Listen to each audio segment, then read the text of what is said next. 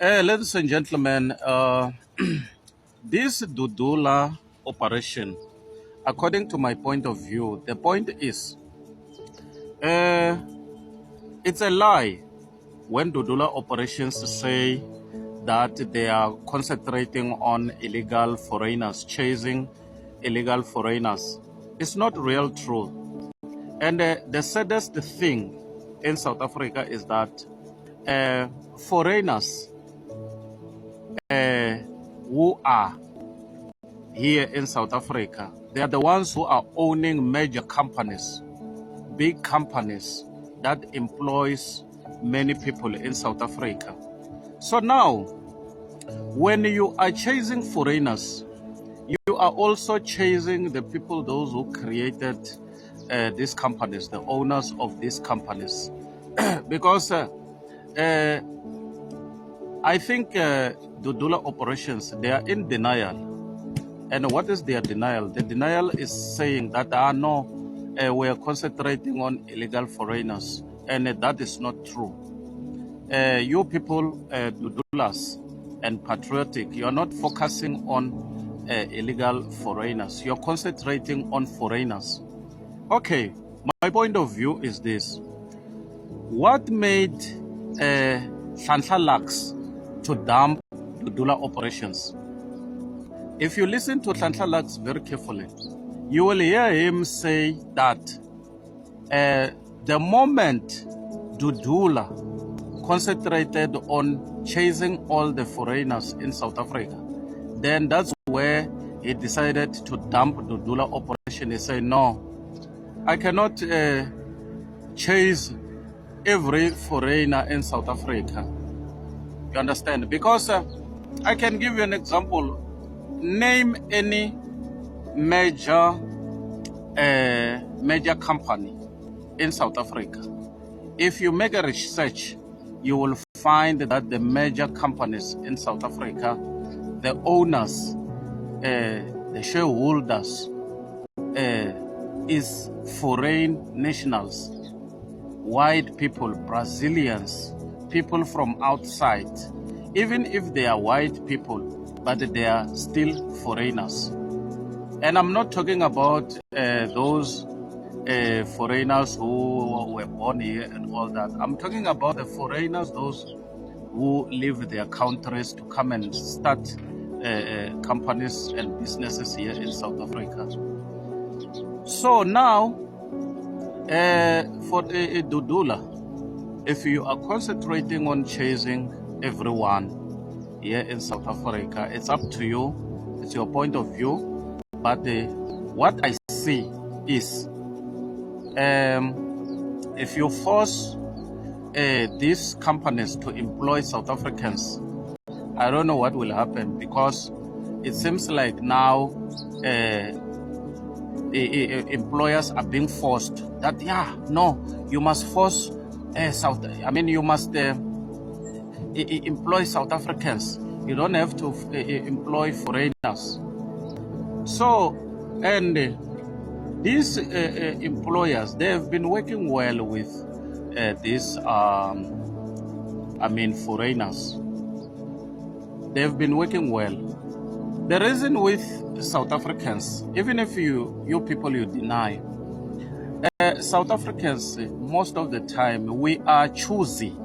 When it comes to jobs, we are choosy. What do I mean by choosy? I mean like South Africans mostly, they don't want those jobs that it lower their standards. They don't want those jobs that it takes down their dignity, their ego. They don't like those kind of jobs. I'm talking about South Africans. So now, the people from outside, when they come here in our country, they don't look into these things of ego, like now they want to work in the office, they want to work clean, they want to wear suits and all that. When they come, they take any job and begin to work. But now, South Africans are choosy. They don't want this type of jobs. I can't work in a storage. I can't work in a dumping site. I can't work in this and this and this and that. So the moment you are choosing people, and then the foreigners, they take over. So that is how it is. So now,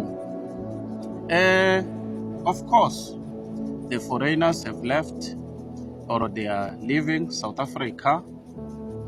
Show me the people, those who are getting employed from day to day. Show me that since the foreigners have left, people have got jobs.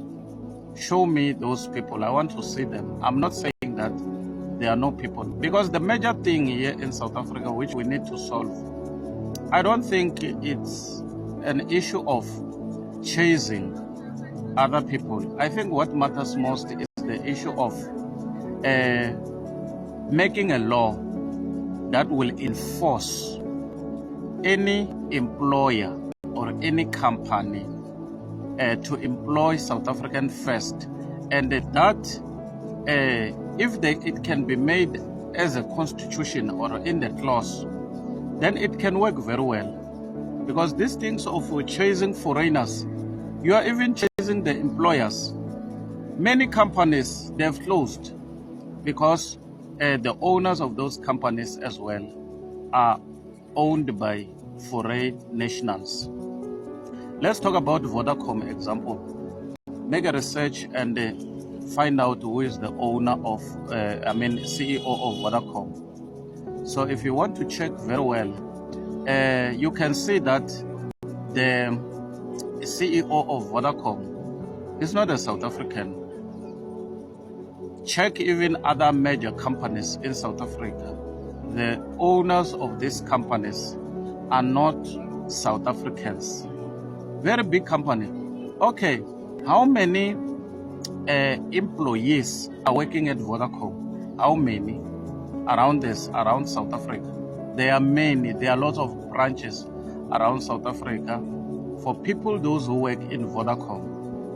And when it comes to MTN and even other major companies, there are lots and lots of South Africans or people, those who are working there.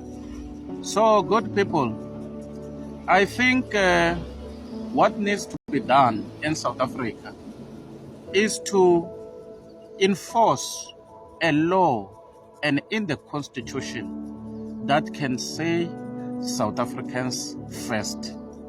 Yes, South Africans first. Like this issue of health clinics and hospitals. I'm not against it that, in fact, the foreigners should fill up the hospitals and the clinics. But if it can be regulated in the constitution that South Africans first, that in every queue, when there are South Africans, then they can come in, and then after South Africans have been helped or assisted and all that, then everyone can get assistance. Not like using a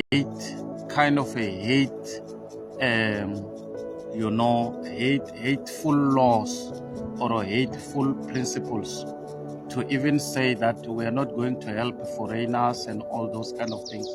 I don't think it's a good thing, because according to humanity, Ubuntu, we need to live with everyone. You understand? So, yes, I understand that many people are going to insult me, say, hey, we now hey, we now what? Why are you defending for foreigners? I'm a preacher of the gospel of Jesus Christ. So I cannot allow any human being to be treated unfairly. I've been watching in the news every day. We always see how white people treat black people, more especially police in America, in those overseas there is still too much racism where police will just come at any time, start to harass you, say, where is your ID? And all of those kind of things. So if you people, you plant that spirit that anyone, wherever we go around the world, we are supposed to be treated in that way, then it's a pity. It's a pity. I've seen one black guy, his windows of the cars was broken by the police. They punched him in the face. I believe most of you just saw that video recently. So those things are being done by the issue of racism and the incapable type of,